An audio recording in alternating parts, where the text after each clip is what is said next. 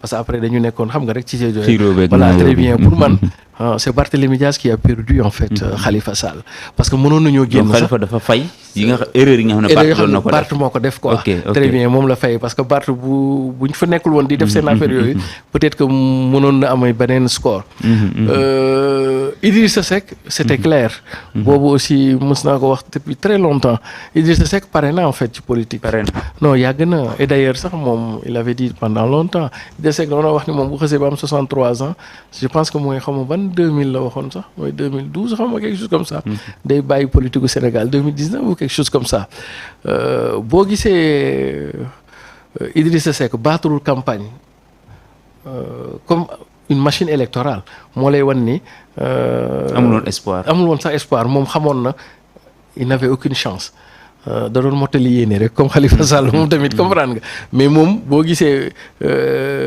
mës nga dégg ñu ne la ci campagne bi Idrissa Seck dem na fenn ci yenn dëkk yeeg yooyu da doon kii nii rek da doon tambaabalu nii rek des fois mu doxantu bu ndaw des fois mu ñëw toog wala et cetera mais baatru campagne comme Idi bi ñu xamoon 2017 et cetera et donc même Thiès bi ñu ko xamoon sax dafa benn meeting bu mag wala affaire kii bi quoi c'est-à-dire que xam nga lan moo rey Idrissa Seck parce que c'est là que j'appelle l'ancienne école en fait Idrissa Seck heureusement il a eu l'intelligence ñàkk ci xaalisam trop parce que Idrissa Seck peut-être s'est rendu compte que moom il fait de partie de l'ancienne école et que tey jii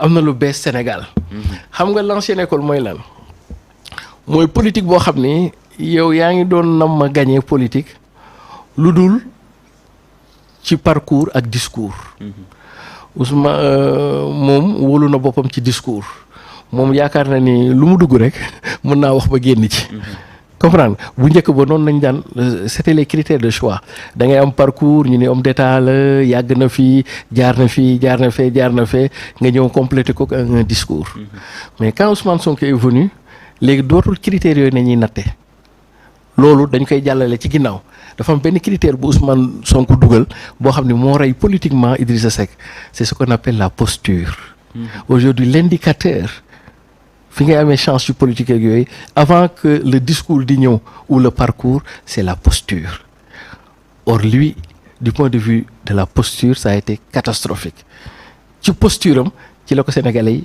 bàyyee posture maanaam nan ngay taxawee muy taw wala muy naaj muy sedd wala muy tàng mooy nekkin par très bien très bien c'est du point de vue des convictions xam nga Ablaye Wade nekkin ci langue politique bi quoi xam nga Ablaye Wade jiixi jaaxa yi mu def saawaay tey Ablaye Wade la suba du Ablaye Wade jóge ci Ablaye Wade taxaw fii xas Macky wax ko lu ne il peut xëy suba ñëwaat taxaw nañu fa jam ñaaju xëy suba ne et cetera donc sénégalais yi léegi dañuy et c'est ça que ce qui est beau ça dafa benn notion bu absenté woon ci politique c'est ça que le mouvement révolutionnaire a apporté et c'est ça ce que le PASTEF a apporté et c'est ça que le président Ousmane Sonko a apporté ce qu'on appelle l'éthique en politique aujourd'hui éthique namuñu ko rek ci ñu dénk la très bien namul rek ñu dénk la ay koppar mais éthique dafa laaj tamit ci say jikko ci say prise de position ci ni ngay doxalee politique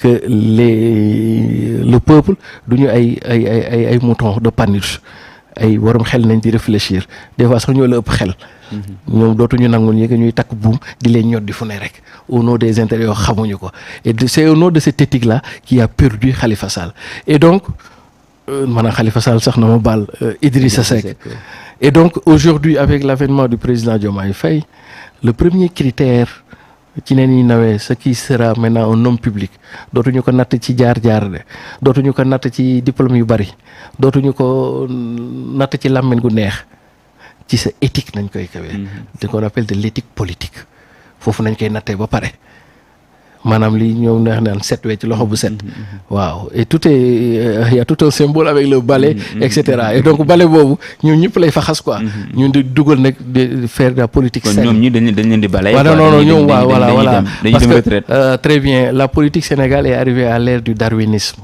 c'est la sélection naturelle. Oui. Voilà léegi nag dafa am ñoo xam ni naturellement. dañuy éliminer waaw dañuy éliminer. et naturellement une nouvelle classe. à la fois compétition la. voilà opposition bu bees nañu am. parti au pouvoir bu bees nañu am. et vivement le débat des idées le débat doctrinaire le débat idéologique. ok voilà Diomaye ñëw na urgence lan la.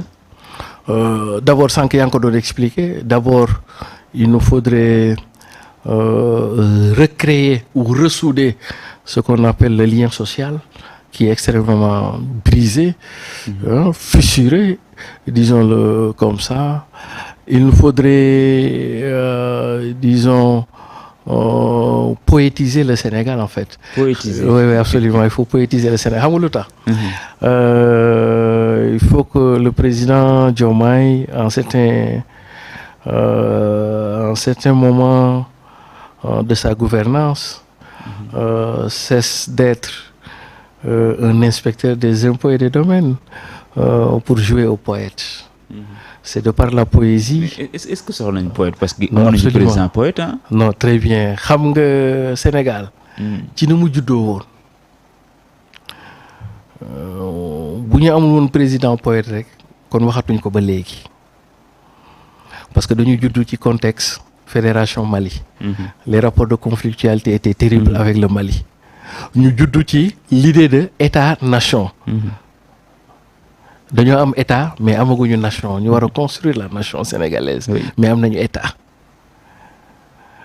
C'est avec l'art du poète qui était Léopold Sédar Senghor qui a tant soit peu construit ce qu'on appelle la nation sénégalaise boo demee ci yeneen dëkk yi la nation a précédé à l'État mais ñun l'État a précédé à la nation c'était des excès séeréer et cetera Senghor lijjanti na ba surtout ñu génn ci ay royauté aussi quelque part génn ci colonialisme Senghor lijjanti na par la poésie avoir de bons rapports de voisinage avec la Mauritanie avec qui on a un certain type d'équilibre avec nos voisins suñuy relation ak voisins yi taxuto neex toujours et cetera ba construire cette idée de vivre de cette volonté de vivre en communauté Senghor tabax na ko léegi nag loolu nag moo xaw a craquelé pour ñu ko mën ko reconstituer waat il faut cette dimension du poète.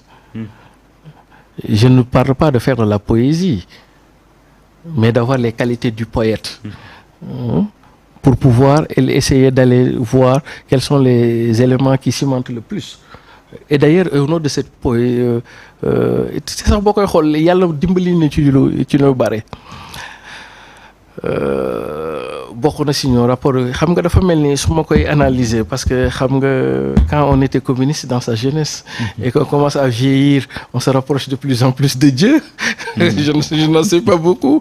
Xam nga dafa mel ni sunu borom dafa ñuy mayaat un nouveau départ. Bu ñu raté woon ci Senghor du point de vue de la gestion politique là je parle de la gestion politique. Senghor ab séeréer la woon là je parle dans nos cosmogonies quoi dans nos cosmogonies là je suis vraiment dans nos cosmogonies dans nos réalités mystico-magico-religieuses aussi quelque part Senghor séeréer la woon Mamadou Dia tukulóor la te mag ñi dañu daan wax naan séeréer ak tukulóor c'est des cousins à plaisanterie ñoom de ku ne war nañoo jote ba mu des ñoom ñaar et peut-être que seen jote bokk na ci li ñu dugal ci guuta on avait faussé le départ mu mel ni sunu borom tey boole joolaa bi ak séeréer bi qui entretiennent aussi des rapports de cousinage et de plaisanterie. Et donc quand je suis dans les cosmogonies il me semble que yàlla dafa ñu bëgg ba ñu donne un nouveau départ avec l'élection de Bassirou Diomaye Faye. Et donc pour man c'est au nom de ce prisme-là que j'appelle la poésie qu'il faudrait peut-être reconstituer le tissu social, qu'il faudrait aussi reconstituer ce que Senghor appelait notre commune volonté de vivre en commun. Sénégalais yi, heureusement qu'on a un peuple grand. un peuple plus mature que les hommes politiques en soi, et que ñi yor nguur gi bu ñu defee effort bu ndaw rek sénégalais yi delluwaat li la koy wan rek mooy li xew ci élection yi ñëpp ragaloon ci élection yi ñëpp tiitoon ci élection yi dañu voté dimanche lundi xëy tu as comme l'impression comme si de rien n'était. dañu xëy lundi ñëpp dem liggéeyi. Et donc ça veut dire qu'au plus profond de nous on a un peuple pacifique. Un peuple qui ne veut pas de problème. Et donc suñu ko dimbalee as tuut rek ñu delluwaat mel nañu meloon. lu ne nag xew na fi mais jàpp naa ne Sénégal yàlla seetaan na ko fenn très bien même bu dul loo sax mais suñu borom seetaan na ko fenn. damay faral di wax di tooñ ñi jàng alxuraan man leen sunu borom dafa am ay dëkk yoo xam ne moo ko téyel boppam. sunu borom bopp moo ko téyel boppam bokk na ci dëkk yooyu Makkatal Mukarrama bokk na ci dëkk yooyu Jérusalem. mais bokk na ci dëkk yooyu aussi Sénégal. Pourquoi? Parce que heure boo yaakaaree ni day ñaaw. yàlla def sutura élection yi amul ku amul woon appréhension mais xoolal le déroulement. sunu borom dogal na élection bi dans l'ensemble ça s'est bien passé. Dans l'ensemble ça s'est bien passé.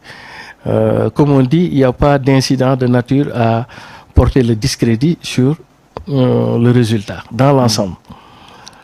Sunu borom ci sañ-sañam dugal xolu muñ ci ñoom Amadou Ba. fa ñu nangu seen défaite. Est-ce que comprendre nga? Ce qui n'est pas facile. Ce qui n'était pas facile. Oui, c'est pas facile. Comprendre nga? dugal na xolu muñ ba ñu accepter li ñuy accepter te soo déggee ñu ngi naan jour boobu dafa doon def ay taw bu sedd. Un vent froid. Sunu borom dogal ni Sénégal élection bi ñëpp ci tiitoon ñëpp. gars yi mosuñu woon yaakaar nañ def élection xëy suba dem di. kii ak yooyu le candidat adoubé du mouvement révolutionnaire n'est pas candidat mais dañoo xëy lundi xale yëpp dem jàngi ñu nekk ci leneen kon donc loolu sunu borom rek ko man est-ce que comprends nga mais sunu borom nag buy def da koy jaarale ci jaamam yi mu def ko ci peuple Sénégal moo tax ma jàpp ni Sénégal dëkk bu sunu borom bëgg la dëkk bu sunu borom téyel boppam la. comme nu mu ko téyee dëkk yu mag yooyu dafa des ci ñun rek. bu ñu góorgóorloo as tuut rek. mën nañoo ak. sore ñu am fu ñu bëgg a yegg. ah merci beaucoup. jërëjëf mon grand bàyyi la nga def sa mot de la fin. waxtaan bi amoon na solo trop. tout à fait donc en fait maa ngi lay sant. di la gërëm. di wax ni.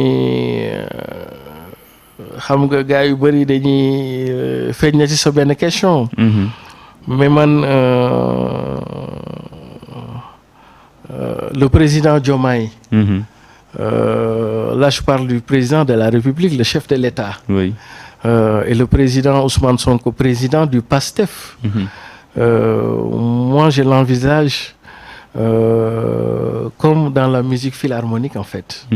Parce que dans la musique philharmonique on a ce qu'on appelle le chef d'orchestre et on a ce qu'on appelle le maestro. Okay. Quelle est la particularité? Le chef d'orchestre, il a ambition à connaître ou même à pouvoir jouer tous les instruments de musique. Quand le maestro n'a pas besoin de savoir jouer les instruments de la musique, mais le maestro a sa baguette magique. Et de par sa baguette magique, c'est le maestro qui va donner le ton et l'intonation des notes.